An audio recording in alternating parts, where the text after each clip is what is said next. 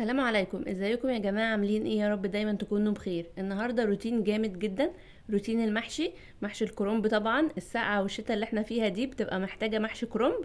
فانا قلت ايه بقى، قومي يا بنتي يا رودي اتنشطي كده وخليكي جدعة ويلا انزلي السوق. جبت الكرنبة الحلوة دي، وجبت كمان بصل وخيار وطماطم وليمون وخضرة المحشي. طبعا دي اهم حاجة، يعني الحاجات البسيطة دي ما كنتش محتاجة حاجات كتير، يعني هي الحاجات البسيطة دي. وجبت طبعا سفندي، لقيته شكله حلو فجبته. طبعا الكرومبة زي ما انتوا شايفين، فتحتها كده من النص، وقعدت بقى اطلع منها الورق بتاعها عشان اغسلها واسلقها.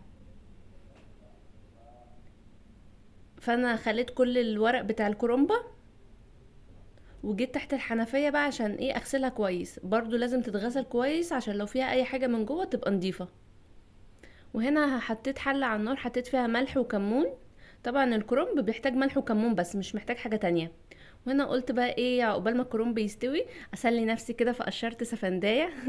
قلت اسلي نفسي كده معاكم. طبعا طول ما احنا واقفين في المطبخ يعني نسلي نفسنا باي حاجة. وطبعا بقى ايه، ما ننساش نصلي على النبي عليه افضل الصلاه والسلام. اللهم صل وسلم وبارك على سيدنا محمد وعلى اله وصحبه اجمعين. وطول ما احنا في المطبخ يا بنات كده نستغفر كتير ونتحوكل كتير. وقلت بقى ايه، ارتب كل حاجه جنبي عشان تبقى كل حاجه جاهزه. فهنا كنت بعمل عصير الطماطم عشان التسبيكه. يعني حضرت كل حاجه جنبي، وعقبال ما ورق الكرنب يستوي اكون كل حاجه متجهزه. طبعا ما تسيبيش ورق الكرنب في الميه كتير، يعني هو يا دوب دقيقتين 3 دقايق عشان ما يتهريش منك. ولو حسيتي ان هو بقى مستوي جامد قوي ممكن تحطيه تحت الميه، حطيه تحت الميه يطلع منه السوى الجامد. وهنا كنت عملت عصير الطماطم وحطيتها على جنب. وهنا برضو ضربت البصل في الكبة وهسيبه على جنب، يعني تبقى كل حاجة كده جاهزة قدامي عشان ايه ما احسش بكركبة، وابقى مرتاحة كده وانا شغالة. وهنا بقى قلت هعمل التسبيكة، حطيت سمنة وحطيت البصل، وهفضل اشوح في البصل لحد ما احس ان البصلة اصفرت بسيط، يعني مش عايزاها صفرة قوي ولا دبلانة، يعني يا دوب حاجات بسيطة. وطبعا واحنا بنشوح البصل حطيت رشة بسيطة من الملح ورشة بسيطة من الفلفل الاسود، لازم طبعا الخطوة دي. وزي ما انتم شايفين بشوح في البصل كويس، يعني هو اصفر حاجات بسيطه. وبعد كده حطيت نص معلقه هريسه شطه. طبعا المحشي المشطشط بيبقى جميل جدا، وطالما احنا في شتاء وسقعه يبقى لازم المحشي يكون مشطشط. اتمنى كده اكون بشجعكم وبحفزكم، ولو وراكم اي حاجه يلا قوموا بقى تشجعوا معايا. ويلا بقى هاتي كرومبا كده او اي محشي وقومي يلا اشتغلي. وهنا حطيت عصير الطماطم، وحطيت بقى البهارات بتاعه التسبيكه. حطيت ملح وسكر وفلفل وكمون وكزبره وبصل بودر وتوم بودر. طبعا السكر احنا بنحطوه عشان يعادل حموضة الطماطم. وحطيت بابريكا وحطيت زعتر كمان.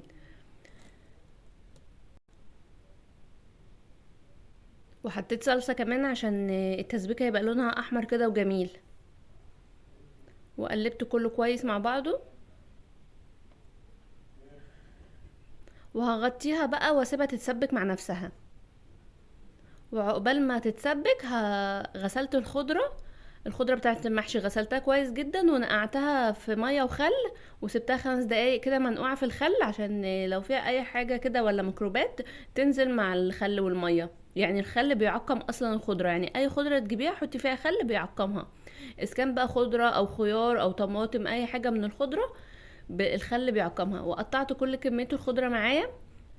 طبعا بقطعها بالمقص بتاع الخضار ده حلو جدا، يعني لو قدامك فرصة انك تجيبيه هاتيه، اصلا هو عامل زي القطاعة من فوق كده مسن، ومن تحت زي القطاعة، حلو قوي بيقطع كل الخضرة. وهنا بقى جبت الكرنب عشان ايه انجز، انا اصلا متأخرة. انا اصلا كنت متأخرة جدا عقبال ما رحت وجيت وسلقت وعملت التسبيكة والحاجة كلها، فمتأخرة. فكنت عايزة اخلص بسرعة عشان جوزي يلحق يتغدى قبل ما ينزل عشان يروح شغله. فانا كنت متاخره اصلا، يعني كنت بجري كده حوالين نفسي عشان الحق انجز عشان الحق اكله قبل ما ينزل الشغل. وكنت بحط بقى من الكرنب ورقه فوق ورقه فوق ورقه واضمهم على بعض، وبشيل منها العين اللي فوق كده بتاعه الكرنبه اللي فوق. وبعد كده ضمهم رول، ضمتهم رول زي ما انتوا شايفين، وقطعت بقى كلهم فوق بعض وقطع. بجد سهله جدا.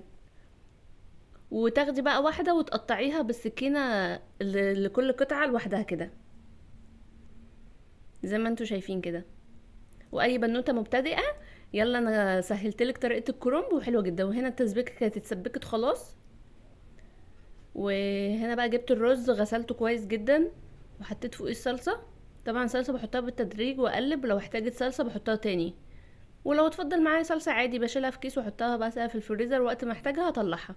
وحطيت بقى الرز والصلصة والخضرة وقعدت اقلب كويس جدا.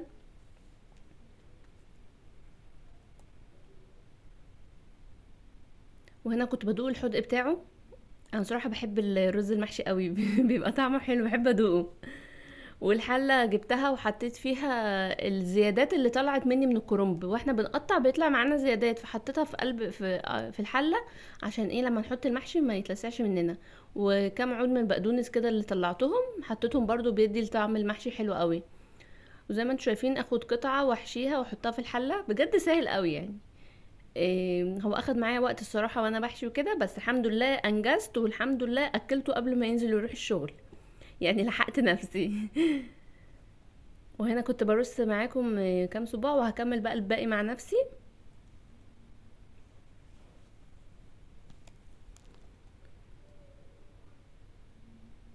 زي ما انتم شايفين لفيت معاكم كام صباع كده. هو طبعا احنا الاول بنشوفوه صعب وازاي هنلف وكده، فواحده على واحده، يعني انا واحده في واحده في واحده انجزت كله. زي ما انتم شايفين ده الشكل النهائي. وبعد كده بقى حطيت الشوربه. طبعا الشوربه مش زي المحشي الخضار اللي هو كوسه وبتنجان. كوسه وبتنجان بياخدوا ربع الحله كده، يعني ما بنحطش الشوربه كتير عشان الخضار كده كده بينزل ميته فبيستوي. اما الكرنب بنحط الشوربه وبنشوف اول صف كده من الكرنب اللي احنا حاطينه زي ما انتم شايفين. بصوا انا بقلب الحله الكرنب بيبان واستوى بقى واتشرب، وسبته على نار هاديه. وده كان شكل المحشي النهائي، كان جميل جدا. اتمنى تجربوا الطريقه بتاعتي دي وان شاء الله تعجبكم، وتقولوا لي ايه رايكم فيها في الكومنتات. بجد كان جميل جدا وبيلمع، ولا الرز ولا الرز مش حلو ولا معجن، بجد طالع مظبوط مية مية. وهنا بقى كنا اتغدينا وخلاص خلصنا، وجوزي نزل الشغل الحمد لله، يعني اكلته قبل ما ينزل. وايه بقى دخلت على المطبخ قلت اشطب المواعين. انا اصلا كنت بخلص اول باول كده عشان ما راكمش مواعين كتير. احنا عارفين المحشي بيطلع معانا مواعين كتير قوي، فانا كنت وانا شغاله بطبخ كنت بعمل اول باول، ودول الحاجات اللي اتفضلت معايا غسلتهم على طول. وشطبت كده الحوض غسلت الحوض وكل حاجه في الخلاط. المطبخ كده غسلتها وخليتها بتبرق. وبرضو الرخامات جبتها كلها بالصابون ومسحتها كلها كويس. وحطوا لي لايك بقى يا بنات، يبقى جزاكم الله خيرا عشان الفيديو يترفع. ولو فضلتوا في الفيديو يعني ولو 5 دقايق يبقى كتر الف خيركم. ويعني مش عارفه اقول لكم ايه، يبقى ربنا يخلف عليكم اضعاف اضعافهم ان شاء الله. وجددوا نيتكم كده ان انتوا بتعملوا اللايك ده او المشاهده، انتوا بتستفادوا وفي نفس الوقت بتجبروا الخاطر انا او غيري من اصحاب القنوات. انتوا بتجبروا بخاطرنا لما بتشوفوا الفيديو، وان شاء الله جبر الخواطر هيخلف عليكم. ربنا هيديكم البركه كده، وتقومي وتتنشطي وتعملي كل اللي ناقصك في البيت، ويبقى عندك حماس وعندك نشاط.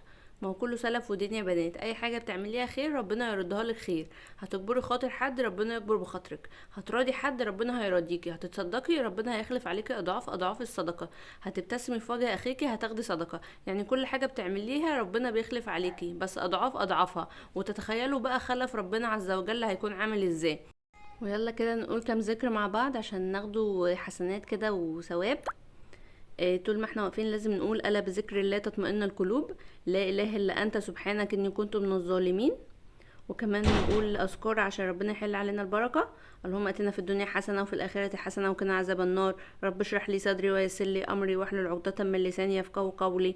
أستغفر الله الذي لا إله إلا هو الحي القيوم وأتوب إليك، لا إله إلا أنت سبحانك إني كنت من الظالمين. الأذكار دي حلوة جدا وربنا بيحل علينا البركة. وزي ما انتوا كنتوا شايفين كده انا غسلت المواعين وغسلت البوتاجاز، وهنا كمان جيت على الارض وكنستها كويس ومسحت الارض كلها كده بالمساحة. اتمنى روتين النهارده ده يعجبكم وتقولوا لي ايه رايكم فيه، واتمنى اكون بشجعك وبحفزك لشغل البيت وتقومي كده تشجعي معايا. وده كان شكل المطبخ النهائي بعد ما خلصته كده وخليته بيبرق، خليته يلمع كده. تنسينيش بقى في اللايك والاشتراك وتفعيل زر الجرس ليصلك مني كل فيديو جديد بنزله. واتمنى روتيناتي تكون بتعجبكم، والقاكم في فيديو جديد تاني ان شاء الله. ومع السلامة.